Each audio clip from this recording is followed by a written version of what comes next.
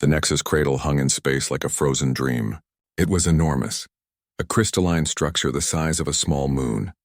Its surface caught the light of the nearby star and fractured it into thousands of colors, beautiful and dead. It had been dark for over a century. The human convoy emerged from faster-than-light travel and stopped at a respectful distance.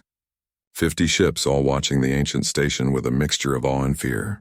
Behind them, at an even greater distance, the hegemony fleet waited. A dozen warships now, all watching to see if humans could accomplish the impossible. Taewon studied the station through the Second Dawn sensors. The ship showed him things that normal sensors couldn't detect. Pathways of dormant energy, connections waiting to be awakened, systems that had gone to sleep but not died.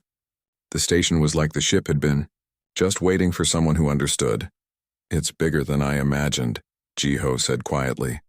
Sang-hee was reviewing the tactical situation. "We have 2 days before the hegemony's deadline expires. If we can't activate the station by then, they'll move against us." "Then we better get started," Taewon said. They split the work into sections. The station had 5 major systems that all needed to be activated in sequence. Power generation, life support, navigation network, transit gates, and finally the central control system. Each section was the size of a large ship, filled with Etherian technology that would take days just to understand. Taewon took the power generation section. He and Hyunwoo boarded the station in a small shuttle, carrying equipment and supplies. The interior was dark and cold, but similar to the Second Dawn. Crystalline structures lined the walls, waiting to channel energy. Control consoles sat dormant, their surfaces dark. "This is incredible," Hyunwoo said, his breath fogging in the cold air. "Every wall is a circuit. Every corridor is part of the system. The whole station is one massive machine." They worked through the first day, learning the power system's logic. It was similar to the ship's but more complex, designed to generate energy for thousands of simultaneous users. Taewon realized that the station was meant to be operated by multiple crews working together, each contributing their intention to the whole. In another section, Jiho and Junseo tackled the navigation network. This was the heart of the station's purpose, a system that could create stable pathways through space, allowing ships to travel between distant points almost instantly. But it required precise calibration, and every calculation depended on the stations being fully synchronized. Boram and a team of pilots worked on the transit gates themselves, the physical structures that ships would pass through. These were massive rings of crystalline technology, each one capable of creating a bridge through space. They needed to understand not just how to activate them, but how to make them safe for regular use.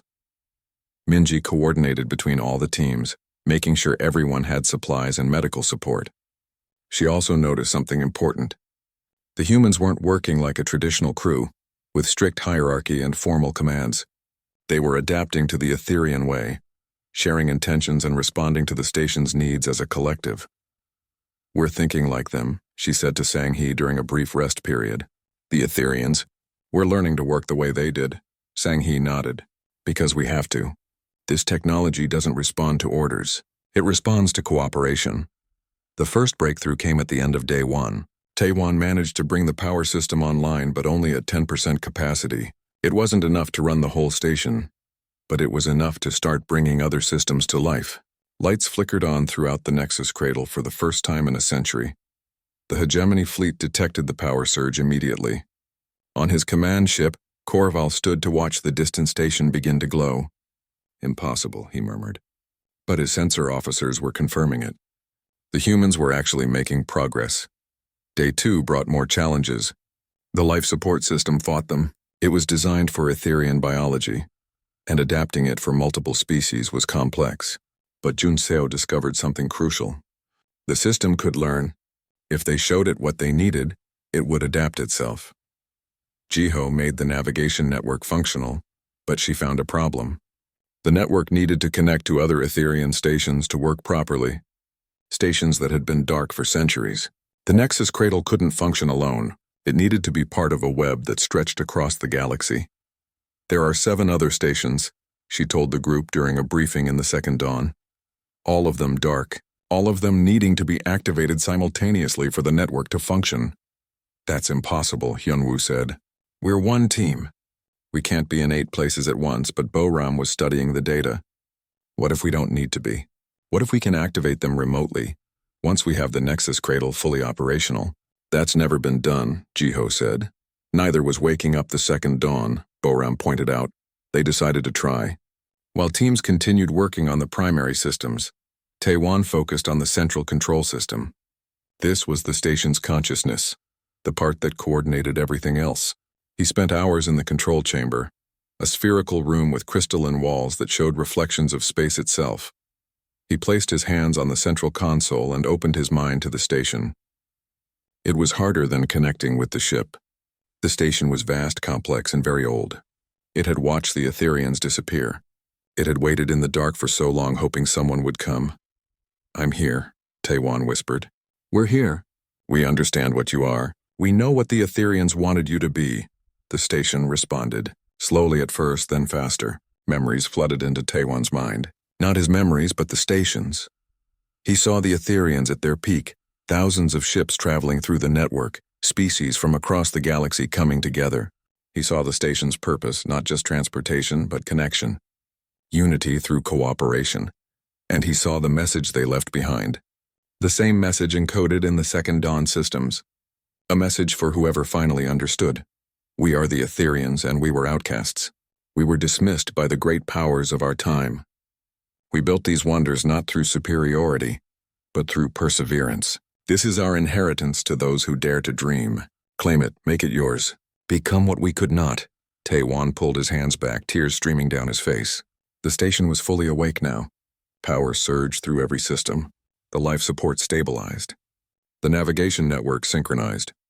And the central control reached out to the 7 other stations across the galaxy. One by one, distant Etherian stations began to wake up. Lights appeared on the far side of known space. The network that had been broken for centuries was repairing itself, guided by the humans who had learned to think like its creators. Outside, the Nexus Cradle blazed with light. The transit gates activated, creating stable pathways through space.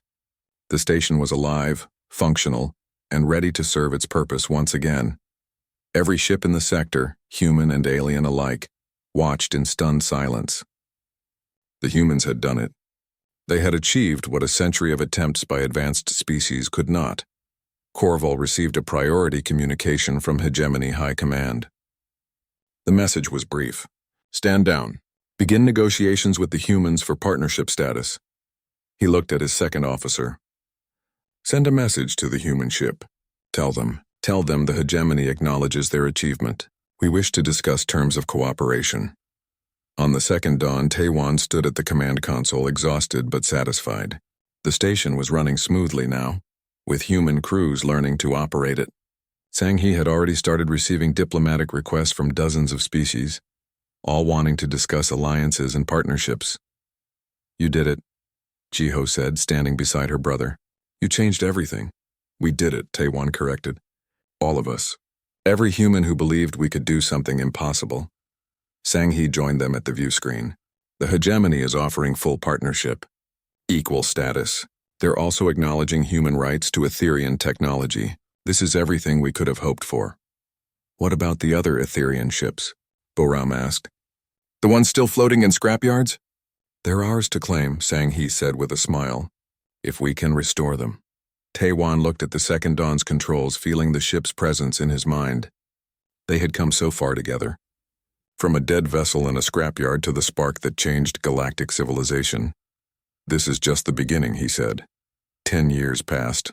The galaxy transformed. The Nexus Cradle and its network became the foundation of a new era of cooperation.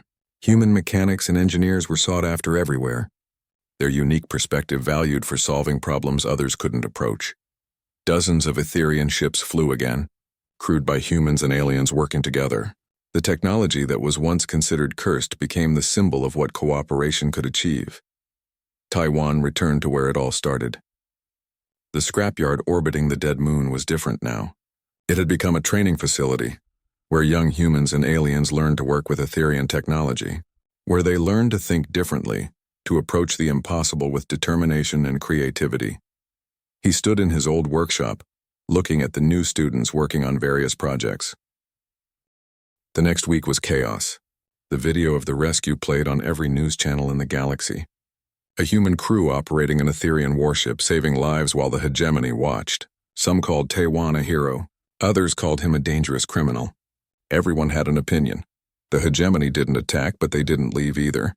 Korval's 3 warships maintained position near the scrapyard, weapons ready, waiting for orders from the Central Command. The situation was too public now for a quiet elimination, but it was also too dangerous to ignore. Inside the Void Remnant, which some humans were now calling the Second Dawn, the crew worked constantly. They knew the hegemony wouldn't wait forever. They needed to understand the ship better, make it more reliable, turn it from a miracle into something they could actually control. That's when Sang-Hee arrived. She was a human diplomat, tall and elegant with gray hair and eyes that saw through lies. She had spent 20 years working in galactic politics, and she understood how power really worked. "You've created a political crisis," she told Taiwan bluntly, sitting in what had become their meeting room. "The hegemony has maintained peace for 2 centuries by being the strongest military power. You've just proven that humans can operate technology they can't. That threatens everything." "We just fixed a ship," Taiwan said. "We're not trying to start a war. It doesn't matter what you're trying to do. It matters what you've proven possible." Sang-Hee pulled up data on a portable display. There are 43 other Etherian ships in known space, all of them considered useless junk. "How long do you think it will take before other humans try what you did? How long before we have a fleet?" The implications settled over the room like a heavy weight. Taiwan had been so focused on fixing one ship that he hadn't considered the larger picture. But Sang-Hee was right. If humans could operate Etherian technology, everything would change. "What do you suggest?" Jiho asked. "Prove you're not a threat," Sang-Hee said. "The hegemony fears what you might do with this power. Show them you're reasonable. Cooperate with investigations. Share information. Make them see you as partners, not enemies." "And if they don't want partners?" Taiwan asked. "If they just want to take the ship?" Sang-Hee smiled grimly. "Then we'll need a different strategy. But let's try diplomacy first." While the political situation developed, the crew continued exploring the ship's capabilities. They made discoveries that both excited and frightened them. The ship's computer system, if it could be called that, was learning from them. It adapted to their needs, creating interfaces that worked better with human thinking. Jun Seo, working in the lower engineering sections, found something extraordinary. A room filled with dormant crystal matrices that looked like they could be duplicated. "I think this is how they made their technology," he called over the communication system. "These crystals grow. We could theoretically create new Etherian systems." Hyunwoo came to investigate. "If this is true, we wouldn't need to find more Etherian ships. We could build our own." But the most significant discovery came from Jiho. She was studying the ship's historical records, trying to understand the Etherians themselves. The language was difficult, but the ship helped translate, showing her images and concepts instead of just words. "They weren't gods," she said one evening, gathering everyone in the command center. "The Etherians, I mean. They were like us. They were a species that everyone underestimated.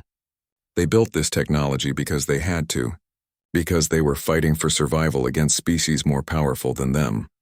She showed them what she had learned. The Etherians had been a young species, barely spacefaring when they encountered the dominant empires of their time. Those empires saw them as primitive, unworthy of respect. So the Etherians did something desperate. They built technology that worked with their unique biology and psychology, technology that other species couldn't use even if they captured it. "That's why the ship responds to intention," Taiwan said, understanding clicking into place. "It's designed to work with beings who cooperate through choice, not through hive minds or strict hierarchy." "Exactly," Jiho confirmed. The Etherians were individualists who learned to work together, just like humans. The revelation changed how they thought about everything. This ship wasn't cursed or impossible. It was just waiting for the right species to find it. A species that thought the way its creators had thought, but not everyone was happy about their success. Sang-Hee discovered evidence of a conspiracy. The hegemony had been collecting Etherian artifacts for centuries, hiding them away in secret facilities. They knew the technology was potentially revolutionary. They couldn't use it themselves, so they made sure nobody else could either. "They've been lying for generations," Sang-Hee said, showing Taiwan classified documents she had obtained through back channels. The story about Etherian technology being cursed? They started that rumor. They wanted everyone to believe these ships were useless. Why? Boram asked. If they couldn't use the ships, why not let others try? Because of exactly what's happening now, Sang-He replied. They were afraid someone would succeed, someone who could challenge their power. The political pressure increased daily. Some species supported the humans, tired of hegemony dominance. Others demanded the ship be destroyed as too dangerous. The Galactic Council called emergency sessions. Trade routes changed as different factions positioned themselves for possible conflict. Korval sent a final message. His face on the view screen looked tired, but his resolve was clear. The Hegemony High Command has made their decision. You will surrender the vessel within 48 hours, or we will take it by force. This is not negotiable.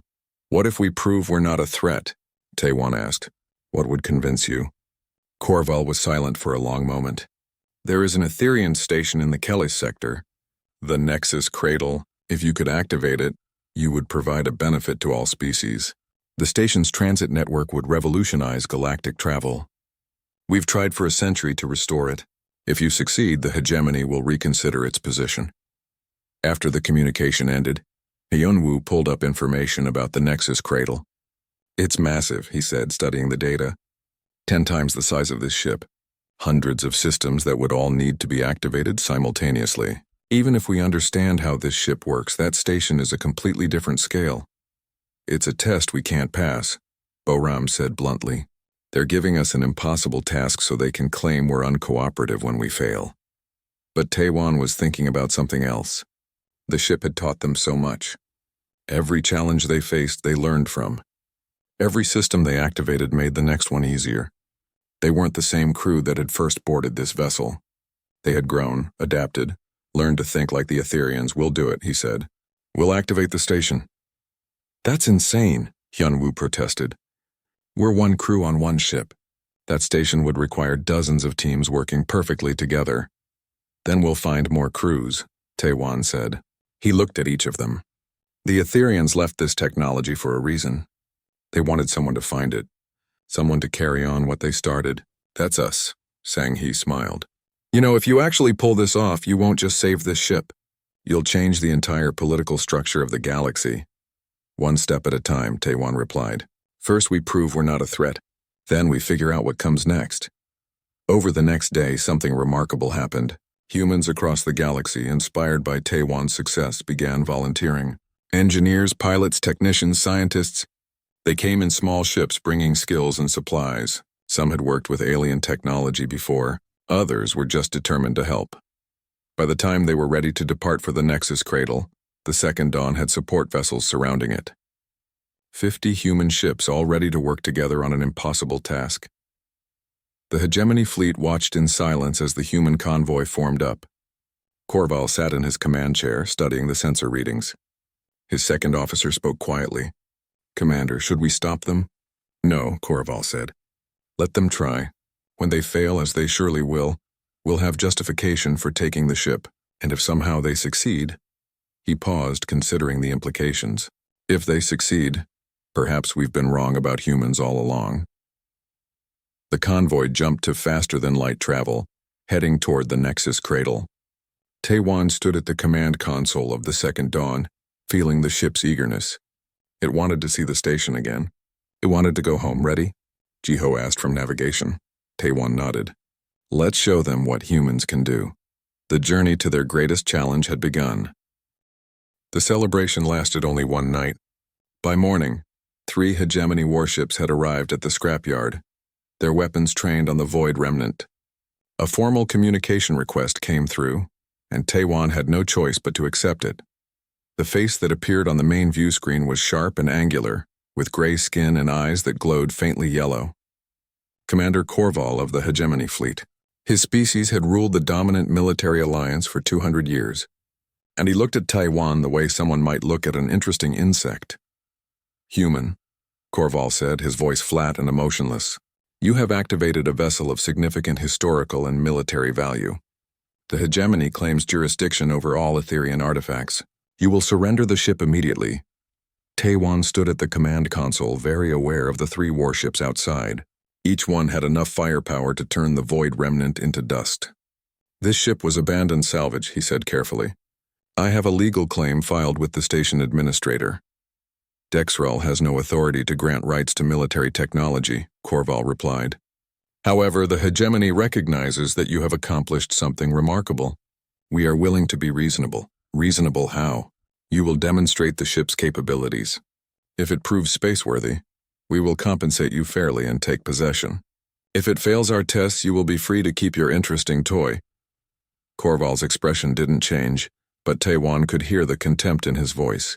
"Either way, we will know the truth about what you've actually accomplished," Jiho whispered urgently from the navigation station. "Brother, this is a trap.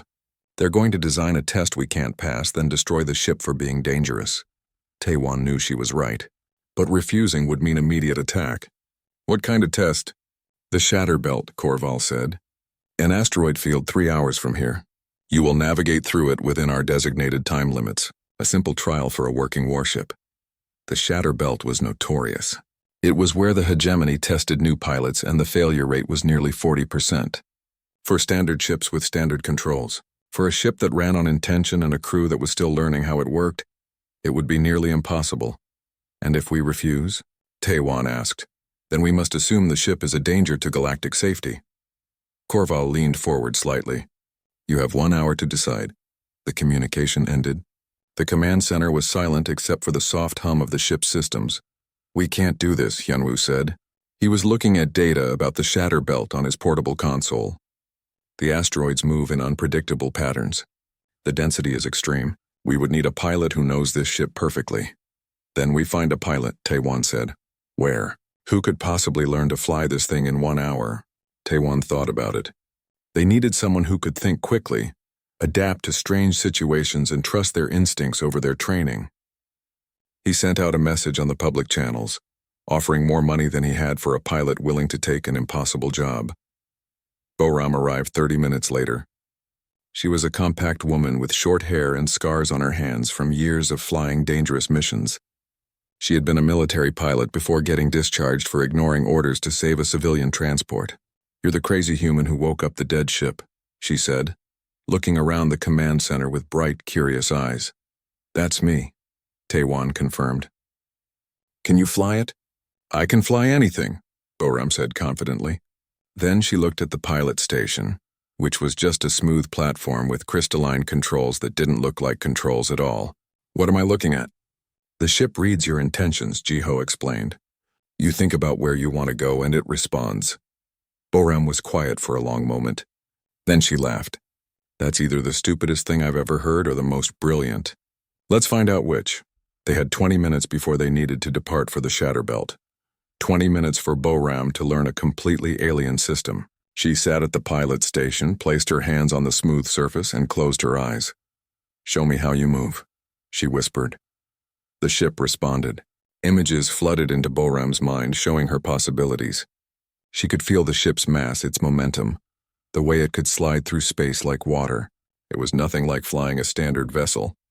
This was something more intimate, more direct. She opened her eyes. "I think I understand. Or maybe I'm completely crazy." "Probably both," Taewon said. "Let's go." The journey to the Shatter Belt took 3 hours. The hegemony warships followed at a distance, weapons ready. During the flight, the crew worked together to prepare. Taewon stayed near the engineering console, ready to provide more power if needed. Jiho monitored the navigation, calling out changes in the asteroid field's configuration. Hyunwoo worked on the shields, trying to boost their effectiveness. They also gained 2 unexpected volunteers. Minji, an older human woman who had been a medical officer on deep space missions, came aboard to provide support. And Junseo, a young technician barely out of training, volunteered because he wanted to be part of history. Neither of them had experience with Etherian technology, but they were willing to learn. When they arrived at the Shatter Belt, the reality of what they were attempting became clear. The asteroid field stretched for thousands of kilometers, a deadly maze of spinning rocks ranging from the size of a fist to the size of a city. They moved in chaotic patterns, colliding and fragmenting constantly. Korval's face appeared on the view screen again. You will navigate from these coordinates to the marker beacon on the other side. Time limit 40 minutes. Any deviation from the designated corridor will result in immediate failure. Any damage to the ship will result in immediate failure. The test begins now. The view screen went dark.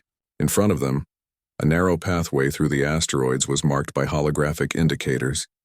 It twisted and turned, threading through gaps that looked impossibly small.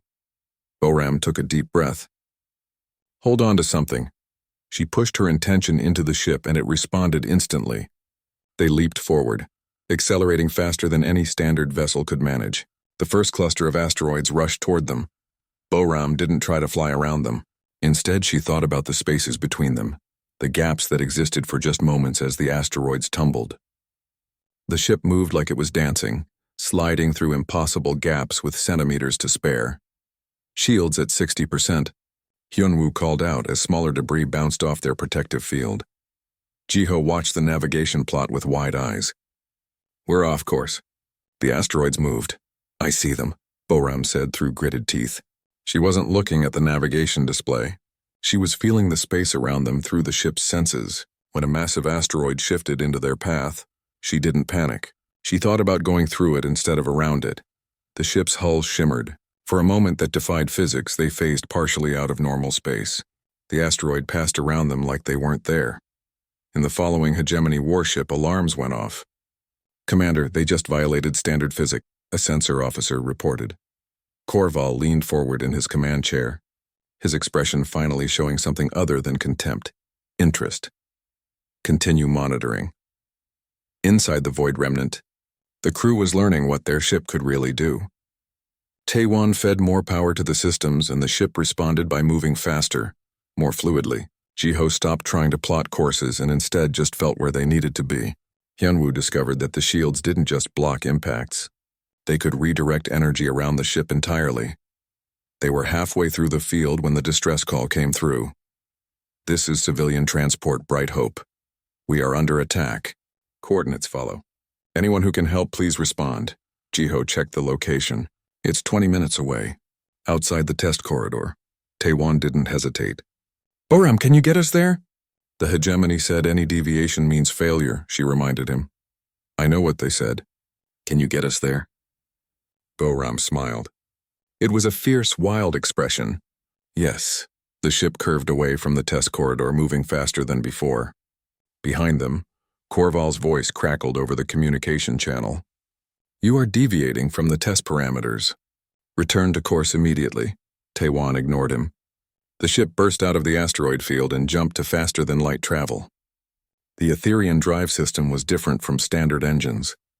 Instead of pushing through space, it seemed to fold space around them. They dropped out of faster-than-light near the distress beacon. A civilian transport, small and unarmed, was surrounded by 4 raider vessels, pirates who preyed on weak targets.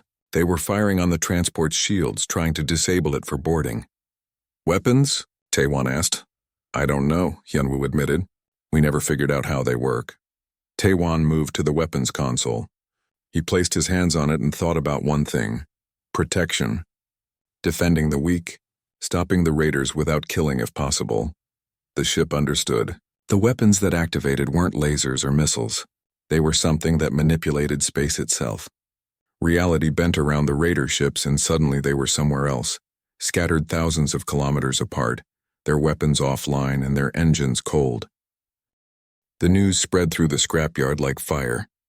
The human had done something impossible. The dead ship was showing power readings. Aliens who had laughed at Taewon yesterday were now gathered around their monitors, watching the energy signatures coming from Section 7. Dexral stood in his office, his clawed hands gripping the edge of his desk. He stared at the data with disbelief and growing concern. If the human actually succeeded, he would lose the most valuable piece of salvage in the entire scrapyard. A working Etherian warship would be worth more than everything else in Section 7 combined. Inside the Void Remnant, Taewon and Jiho worked through the night. The ship's systems were unlike anything they had encountered before. There were no wires or circuits in the traditional sense. Instead, crystalline structures channeled energy through the walls, creating pathways that looked more like blood vessels than electrical conduits. Jiho sat in front of what they believed was the navigation station. The console had come alive when Taiwan touched it, but getting it to do anything useful was another matter entirely. "This doesn't make sense," she said, frustration clear in her voice. "There are no coordinates, no star charts, nothing that looks like a navigation system." "Maybe it works differently," Taiwan suggested. He was lying on his back under what might have been the engineering console, studying the crystal formations above him. "What if it doesn't use coordinates at all? Then how would you tell it where to go?" Taiwan thought about it. He had noticed something strange about the ship. Every time he touched a console with intention, with a clear purpose in his mind, the ship responded. But when he touched it absently, nothing happened. "Try thinking about where you want to go. Not the coordinates, just the place itself." Jiho looked skeptical, but she placed her hands on the navigation console. She closed her eyes and thought about the central station, about Dexral's office floating in the middle of the scrapyard. She could picture it clearly in her mind. The console flared with light. Symbols appeared, swirling around in patterns that hurt to look at. Then they settled into something that almost made sense. A map, but not of space. It was a map of intention, showing the relationship between where they were and where Jiho wanted to be. "It's reading my thoughts," she whispered, pulling her hands back quickly. "Not thoughts exactly," Taiwan said, excitement growing in his voice. "Intent, purpose. The ship wants to know what you want to do, not what buttons you want to press." They spent hours experimenting. Each console seemed to have a different purpose, but none of them worked like standard technology. The weapon station responded to feelings of protection. The shield controls activated when Taiwan thought about safety. The engine systems pulsed stronger when he felt determined. It was exhausting. By the time the ship's day-night cycle kicked in automatically, both of them were mentally drained. "This is incredible," Jiho said, slumping against the wall. "But it's also terrifying. What kind of species builds technology that reads your intentions?" "A species that trusted each other completely," Taiwan said. He was staring at the command console, watching the soft blue light pulse. Or maybe a species that had no choice but to work together. A communication request chirped on Jiho's portable device. She accepted it, and Hyunwoo's face appeared on the small screen. He was a stocky man with graying hair and tired eyes that had seen too many broken machines. "I got your message," Hyunwoo said, "and I thought you were joking. But everyone in 3 sectors is talking about how you woke up the Void Remnant. Can you come?" Taiwan asked. "We need your help." Hyunwoo was quiet for a moment. "Taiwan, do you understand what you've done? If you can make that ship operational, you'll change everything. The hegemony won't ignore this. They've been the dominant power for 2 centuries. Because they control the most advanced technology. An Etherean warship could challenge that. Right now, I'm just trying to figure out how to turn on the lights consistently," Taiwan said with a tired smile. "Can you help or not?" Hyunwoo laughed. "I'll be there in 2 days. Try not to blow anything up before I arrive." Over the next week, they made progress. Slow, frustrating progress. The ship's life support fully activated, providing fresh air and comfortable temperature throughout the vessel. The gravity systems came online, though they had a tendency to fluctuate randomly. The lights worked most of the time, but the ship was still far from operational. The engines remained dormant. The weapons wouldn't respond at all, and worst of all, they couldn't figure out how to make the ship move. Hyunwoo arrived with a shuttle full of equipment and supplies. He stood in the command center, staring at the alien technology with a mixture of wonder and fear. "This is beyond anything I've ever seen," he said, running his hand along a crystalline conduit. "How is it even possible?" "We don't know," Taiwan admitted. "But we're learning. The ship responds to intention. You have to think about what you want it to do. That's not how machines work. It's how this machine works." They established a routine. Taiwan focused on the ship's core systems, spending hours in the engine room. He discovered that the power source wasn't a reactor in the traditional sense. It was something that converted thought and energy into power. The more focused he was, the stronger the ship's systems became. Jiho worked on navigation and communication. She found that she could make the ship's external sensors work by imagining what she wanted to see. It was like having eyes that could look in any direction at once. Hyunwoo took on the challenge of bridging human technology with Etherean systems. He built interfaces that could translate standard commands into something the ship understood. It wasn't perfect, but it was progress. Word continued to spread beyond the scrapyard. Other humans began arriving. curious to see what Taiwan had accomplished. They came in small ships, many of them mechanics and engineers who had spent their lives working with alien technology that didn't quite fit human hands. But not everyone was celebrating. The hegemony sent observers, military officers who watched from a distance and filed reports. The dominant species in the galaxy were concerned. If humans could operate Etherian technology, what else might they accomplish? Dexrel became increasingly nervous. He visited the ship several times, always with guards, always watching Taiwan with suspicious eyes. "You have 3 months left," the Vorgath merchant reminded him. 3 months to make this ship fly, or you belong to me." "I know the terms," Taiwan replied calmly. But privately he was worried. They had brought systems online, yes, but making the ship actually fly? That would require something more. The ship needed to trust them completely, and they needed to trust it. One night Taiwan couldn't sleep. He wandered through the corridors alone, his footsteps echoing in the empty halls. The ship felt different at night. The lights dimmed to a soft glow, and the crystalline structures pulsed with a slow, steady rhythm. Like breathing, he found himself in the engine room. The core was a massive sphere of dark crystal, suspended in the center of the chamber. Energy flickered through it occasionally, brief flashes of blue light. Taiwan approached the core and placed both hands on its surface. It was warm. He closed his eyes and tried to understand what the ship needed. What was it waiting for? And then he felt it. A presence. Not quite consciousness, but something close. The ship was alive in ways he couldn't fully comprehend. It had been sleeping for 70 years, dreaming in the darkness. Now it was waking up and it was afraid. "I understand," Taiwan whispered. "You don't know if you can trust us. We're not your original crew. We're not even the same species. But we're here. We want to help you fly again." The core pulsed brighter. Energy flowed through the crystalline structures, spreading throughout the ship. In the command center, consoles that had been dark suddenly came alive. Jiho woke up to find her navigation station fully operational. Hyunwoo ran from his quarters as the ship's systems activated one by one. And outside, in the vacuum of space, the void remnant lifted away from its resting place for the first time in 70 years. Alarms rang throughout the scrapyard. Ships scattered as the massive Etherian warship rose slowly, majestically, its hull glowing with inner light. Every screen in the sector showed the impossible sight. Inside the command center, Taiwan stood at the main console, his hands glowing with the same blue light that filled the ship. He wasn't controlling it. They were moving together, human and machine sharing the same intention. The ship was flying, and everyone in the galaxy was watching. The scrapyard floated in the darkness like a graveyard of dreams. Broken ships drifted slowly around the dead moon, their metal bodies reflecting the distant stars. Some were small fighters, others were massive cargo vessels. All of them were considered useless now. This was where ships came to die. Taiwan pushed himself through the weightless corridor of his small workshop, a converted storage pod that barely had enough room for his tools and sleeping bag. His hands were stained with oil and his jumpsuit had more patches than original fabric. He had been working in this scrapyard for 3 years now, fixing what others threw away. Most people called him crazy. He called himself practical. "Brother, you need to see this," Jiho's voice crackled through his headset. She sounded excited, which was unusual. His sister was normally the calm one, the one who kept him from doing completely stupid things.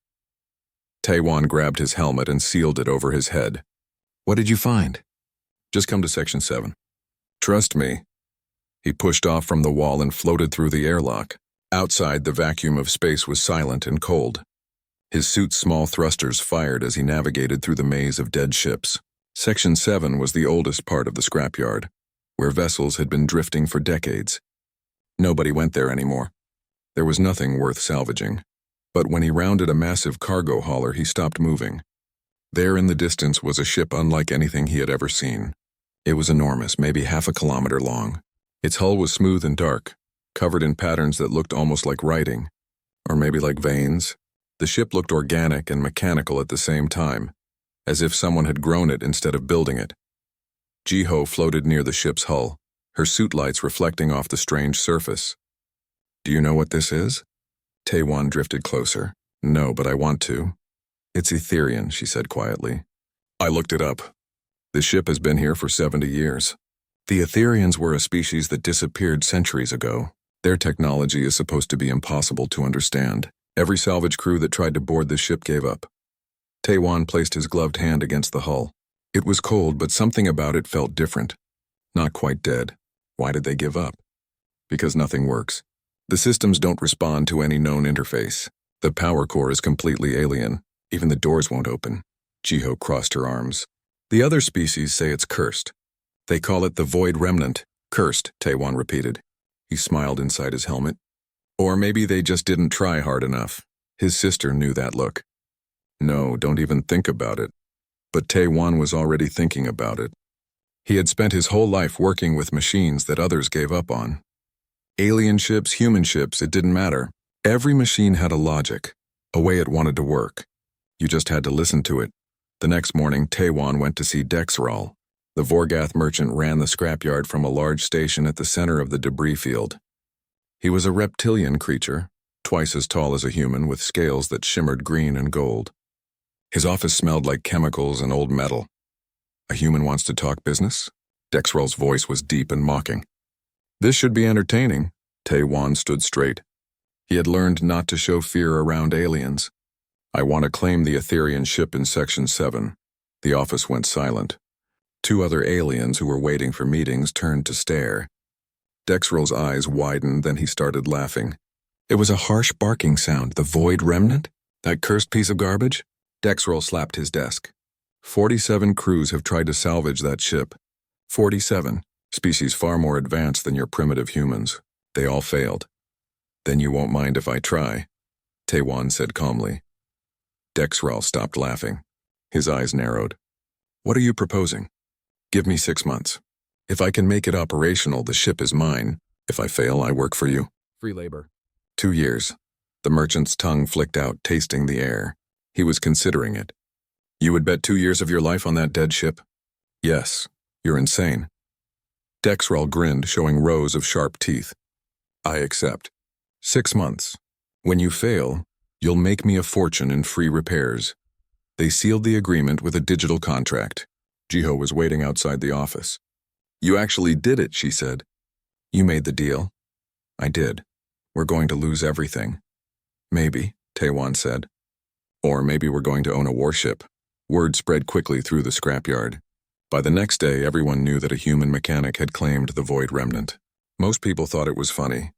A few thought it was sad. Nobody thought he would succeed. Taewon and Jiho spent 3 days preparing. They gathered tools, welding equipment, portable generators, and enough supplies to camp inside the ship for weeks. Taewon also sent a message to an old friend, Hyunwoo, who worked at a station 2 systems away.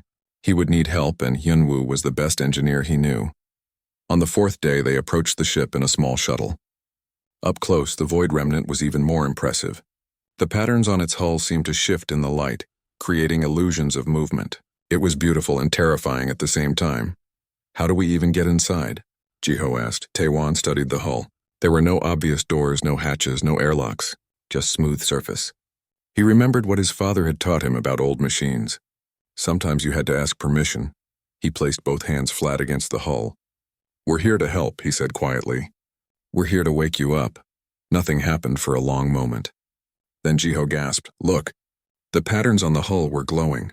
Faint blue light traced the strange designs spreading outward from where Taewon's hands rested. A seam appeared in the surface, and a section of the hull slid open like a mouth. They floated inside.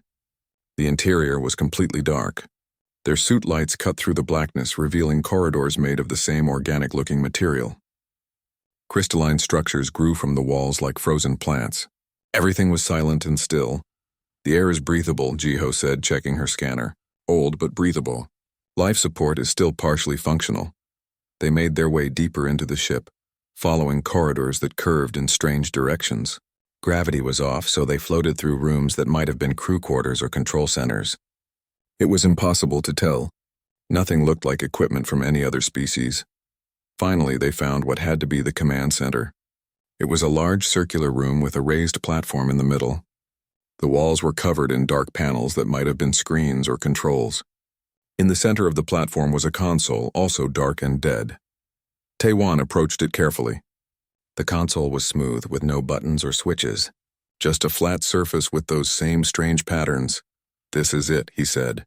"The heart of the ship." He removed his gloves and placed his bare hands on the console. It was cold. He closed his eyes and thought about all the machines he had fixed, all the broken things he had brought back to life. Every machine wanted to work.